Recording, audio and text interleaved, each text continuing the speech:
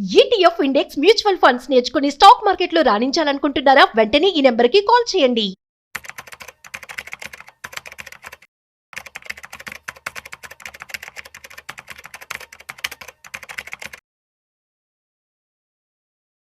నమస్తే, welcome back to Suman TV. Present మనతో పాటు ఉన్నారు స్టాక్ మార్కెట్ అనలిస్ట్ సుందరామ్ రెడ్డి గారు. నమస్తే సార్. నమస్తే మేడం. సార్, ఇప్పుడు చూసుకుంటే ఇంటెలిజెంట్ ఫెయిలర్స్ ఎంత ఎడ్యుకేటెడ్ అయినా కూడా ఈ స్టాక్ మార్కెట్లో లాస్ అవ్వడం అనేది చూస్తూ ఉంటాం. ఎగ్జాంపుల్ మనకి ఐజాక్ న్యూటన్ చూసుకుంటే, మరి ఆయన కూడా అంత ఇన్వెస్టర్ అయ్యుండి కూడా ఎంత లాస్ అయ్యారు, మరి ఏంటి ఒకసారి వివరాల్లోకి వెళ్తే? మనం స్టాక్ మార్కెట్లో ఇంటెలిజెన్స్ లేకపోతే ఇలా లేమ్యాన్ అలా ఏమి ఉండదండి. అదొక discipline approach. Long term point ఆఫ్లో వెల్త్ క్రియేట్ అవుతుంది అంతే.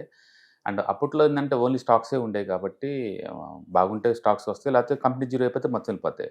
అంటే గుర్తుపెట్టుకోండి, 90% ఏ కంపెనీస్ అయినా జీరో అవ్వాల్సింది లాంగ్ టర్మ్ పాయింట్ ఆఫ్లో. అది 200 years 2 years మనకు తెలియదు అది.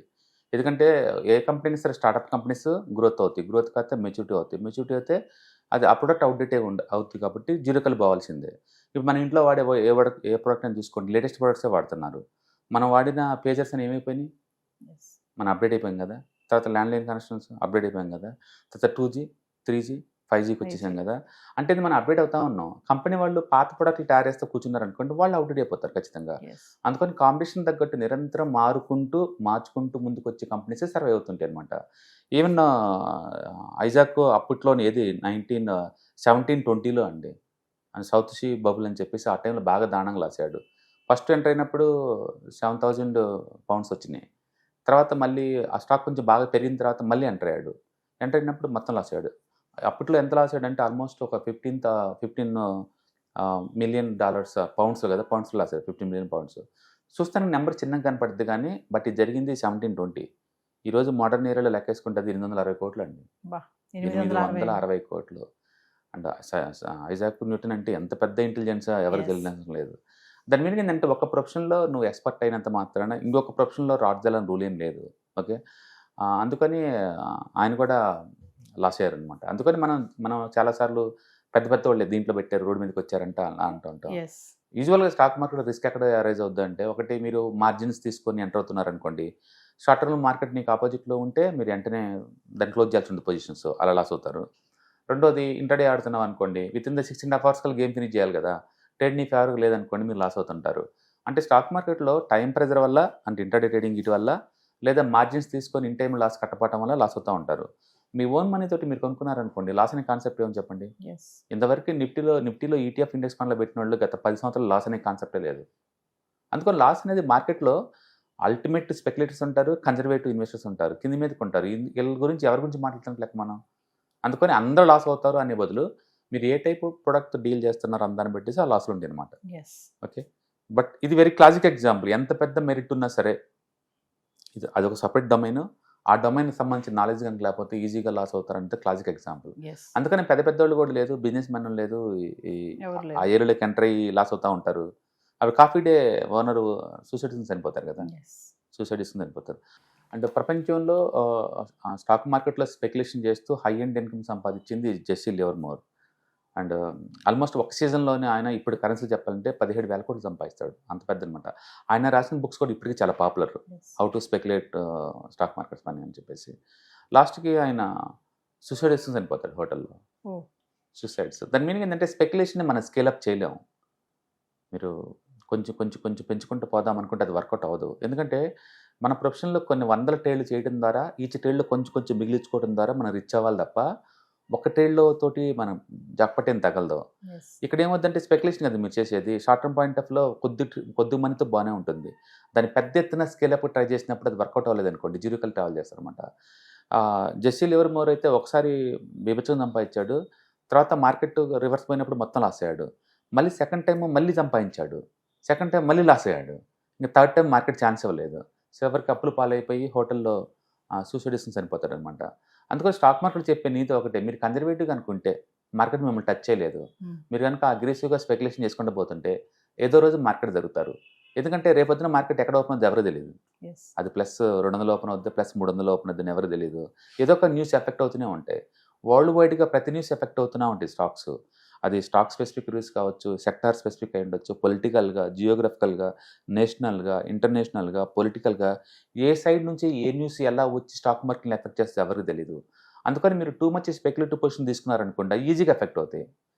ఇప్పుడు నేను గోల్డ్ కొన్నాననుకోండి, ఫిజికల్ గోల్డ్ కొని పక్కన పెట్టుకుంటే రేటు బాగా ఉంటే అమ్ముతాను, లేకపోతే ఇంతే ఉంచుకుంటాను. 5 ఏళ్ళు కావచ్చు, 10 ఏళ్ళు కావచ్చు. నేను లాస్ అయ్యే మార్గం ఏమని చెప్పండి? లాస్ అయ్యే ఛాన్సే లేదు. అదే నువ్వు ఫ్యూచర్స్ అండ్ ఆప్షన్స్‌తో గేమ్ ఆడుతున్నావు అనుకోండి, రేపు మార్కెట్ పరంగానే ఆ లాస్ మీరు కట్టకపోతే బ్రోకర్ క్లోజ్ చేస్తారు కదా మీ పొజిషన్స్, లాస్ అవుతారు. అందుకని టూ మచ్ మార్జిన్ పొజిషన్స్ తీసుకుంటున్నా, లేకపోతే షార్ట్ టర్మ్‌లో బెట్ కాస్తున్నా, లేదా ఇండివిజువల్ కంపెనీ మీద బెట్ కాస్తున్నా మీరు లాస్ అయ్యే ఛాన్స్ ఉంది. బట్ అదే ఈటీఎఫ్స్, ఇండెక్స్ ఫండ్స్, మ్యూచువల్ ఫండ్స్‌లో అయితే డబ్బు రావటం తక్కువై ఉండొచ్చు, డబ్బు రావటం లేట్ అయ్యి ఉండొచ్చు, జీరో అయ్యే ఛాన్సే లేదు. అసలు అలాంటి హిస్టరీ లేదు మనకి. అలాంటి హిస్టరీ లేదనమాట. అందుకని ఆహ్, ఆహ్, సర్ ఐజాక్ న్యూటన్ గారు 1720లో చేశారు. అప్పట్లో ఈటీఎఫ్స్, ఇండెక్స్ ఫండ్స్ లేవు. లేవు. అప్పట్లో ఓన్లీ స్టాక్సే ఉన్నాయి. అంటే మనకు తెలుసు కంపెనీస్ ఎన్ని మన కళ్ళ ముందు జీరో అయినాయి. ఇండియాలో RCom, India's number 1 telecom zero అవ్వాలా? Unitech, India's number 1 real estate company zero అవ్వాలా? అందుకని జీరో అవుతుంది. నోకియా మన కళ్ళ ముందే జీరో అవ్వాలా? బజాజ్ చేతకు స్కూటర్లు జీరో అవ్వాలా? ఇప్పుడు మళ్ళీ ఏదో ట్రై చేస్తున్నారు కానీ దాని మీనింగ్ ఏంటంటే మార్కెట్ నచ్చినప్పుడల్లా జీరోకాలు పోతూ ఉంటాయి. మళ్ళీ అది రివైవ్ అంటే చాలా కష్టం అనమాట. అందుకని ఇండివిజువల్ స్టాక్స్ రిస్క్ డేంజరే, అండ్ స్పెక్యులేటివ్ మెథడ్స్ రిస్క్ డేంజరే, ఇంటర్ ట్రేడింగ్ రిస్క్ డేంజరే.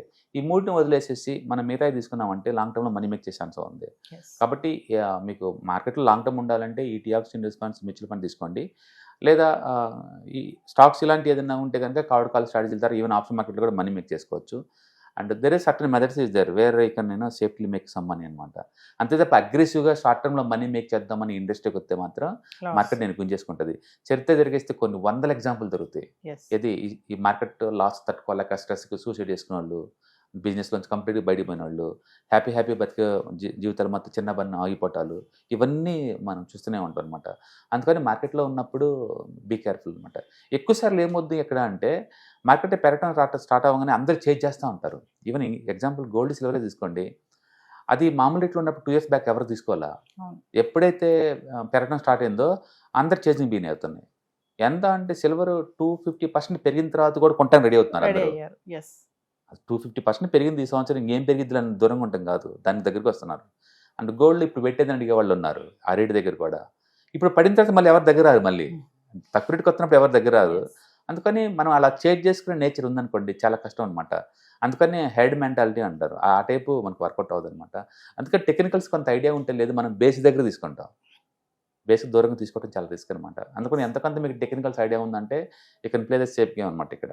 అందుకని మనం ఇంటెలిజెన్స్ అయితే మీరు ఆ డొమైన్ సంబంధించి, ఈ డొమైన్లో కాదు. అందుకని stock market always risk asset మిగతా వాటితో పోల్చుకుంటే.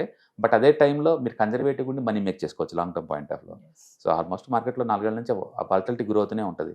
బట్ ఈటీఎఫ్స్, మ్యూచువల్ ఫండ్ పెట్టినట్టు తక్కువ ఉండొచ్చు, but still they making good money కదా. సో మరి ఫర్దర్గా మరి వెబినార్ నిర్వహించబోతున్నారు కదా, ఒకసారి వాటి గురించి.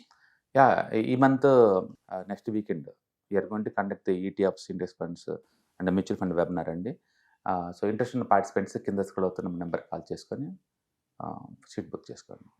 సో వ్యూవర్స్, మరి స్టాక్ మార్కెట్ ఎనలిస్ట్ సుందరరామరెడ్డి గారిది February 14, 15, 16 వరుసగా 3 రోజులు నిర్వహించబోయే వెబినార్లో ETF, index funds, mutual funds ఎక్కడ ఇన్వెస్ట్మెంట్ చేయాలి, ఎలా ఇన్వెస్ట్మెంట్ చేయాలి, ఎంత ఇన్వెస్ట్మెంట్ చేయాలి, ఎలాంటి బెస్ట్ షేర్స్ ఉన్నాయి, బెస్ట్ స్టాక్స్ ఏమున్నాయి, ఈ క్లాసెస్లో కనుక మీరు అటెండ్ అవుతే ఎలాంటి డౌట్స్ అయినా కూడా మీరు క్లియర్ చేసుకోవచ్చు. డైరెక్ట్గా సార్తో మాట్లాడి మీకున్న డౌట్స్ అన్ని కూడా క్లారిటీ చేసుకోండి. మరి ఈ క్లాసెస్కి అటెండ్ అవ్వడం వల్ల మీకు ఒక best investment strategy and best investment options కూడా తెలియజేసే అవకాశాలు చాలా ఉంటాయి. మరి లేట్ చేయకుండా కింద స్క్రోల్ అవుతున్న నెంబర్కి కాల్ చేసి స్లాట్ బుక్ చేసుకోండి.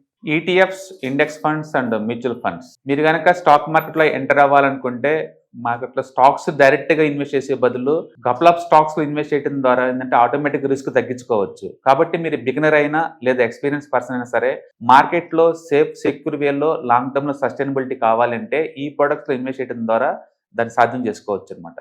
కాబట్టి మీకు ఎవరికైనా సరే ఈ ఈటీఎఫ్స్, ఇండెక్స్ ఫండ్స్, మ్యూచువల్ ఫండ్లో ఇన్డెప్త్ నాలెడ్జ్ కోసం అండ్ గైడెన్స్ కోసం ఈ ట్రైనింగ్ ప్రోగ్రామ్ అటెండ్ అవడం ద్వారా మీరు మనీ మేక్ చేసుకోవచ్చు. కాబట్టి మీకు ఇంట్రెస్ట్ ఉన్న పార్టిసిపెంట్స్ ఈ వీకెండ్లో జరిగే వెబినార్ అటెండ్ అవడం ద్వారా ఇందులో ETFs, index funds, mutual funds అంటే ఏంటి, వాటిని ఎలా మనీ మేక్ చేసుకోవాలి, వాటిని ఎలా మేనేజ్ చేసుకోవాలి, వాటి గురించి కాంప్రహెన్సివ్ ట్రైనింగ్ మీకు ఈ ప్రోగ్రాంలో అందించబడుతుంది. ఈ వీకెండ్లో జరిగే ఈ ప్రోగ్రామ్కి ఎన్రోల్ చేసుకోండి. Thank you.